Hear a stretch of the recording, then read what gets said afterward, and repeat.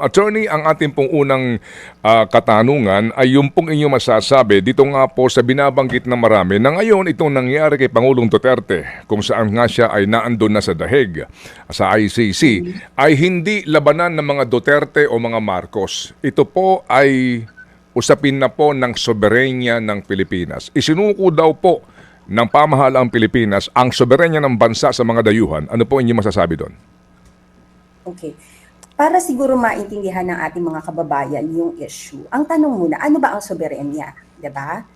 Ang ibig sabihin ng soberenya, kung ating titingnan ang definition nito under international law, ito ay ang kapangyarihan ng isang bansa doon sa kanyang nasasakop na teritoryo at ang kanyang karinlan or independence. Bawat bansa ay sovereign or may soberenya. Ngayon ang tanong, isinuko ba natin ang ating soberenya dahil isinuko natin si dating Presidente Duterte? Ang sagot ay hindi. Bakit? Kailangan natin munang maunawaan para maintindihan natin ang mga issues. Hindi lamang pwedeng tingnan ito sa larangan ng domestic law natin, tingnan din natin ang international law at ang Pilipinas sa pangkalahatan. Anong ibig kong sabihin? Ganito ang gusto ko ipaliwanag sa mga tao. Ang Pilipinas ay bansa at marami ring bansa sa mundo. Tayo ay nababahagi sa tinatawag na international community, diba? Of states. Ngayon, bawat bansa ay may karapatang pumasok sa mga kasunduan with other states at ito ang ginawa ng bansa. Ang pagpasok sa tinatawag na ICC statute ay isang kasunduan.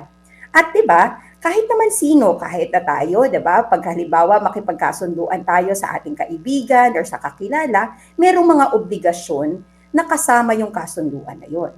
So sa ICC, kailangan din natin bilang isang bansa, kailangan nating bigyang sundin yung mga pinasok nating kasunduan with other states. Ngayon, so nasusundan pa ba?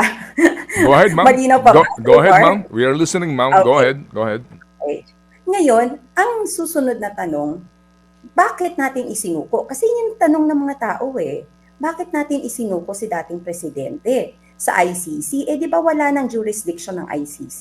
Yun ang kadalasang tanong ng mga tao. Pero siguro dapat maunawaan natin na yung jurisdiction or yung karapatan ng ICC tingnan yung mga insidente sa Pilipinas ay merong specific or partikular na panahon. Nung tayo ay bahagi pa ng ICC, ito ay mula 2011, November 1, 2011, hanggang March 16, 2019, may karapatan pa, ayon dun sa kasunduan na yun, may karapatan pang tingnan ang ICC doon sa tumingin doon sa mga insidenteng nangyari sa panahon iyon.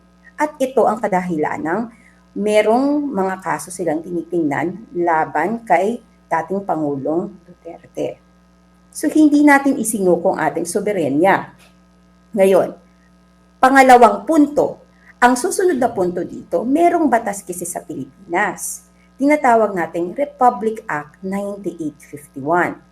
Ayon sa Section 17 ng batas na yun, pagka meron ng kaso na dinidinig sa isang international na korte, in this case yung ICC, ang Pilipinas, sinabi natin sa batas na yun, pwede na nating isuko or isurrender yung akusado doon sa korte.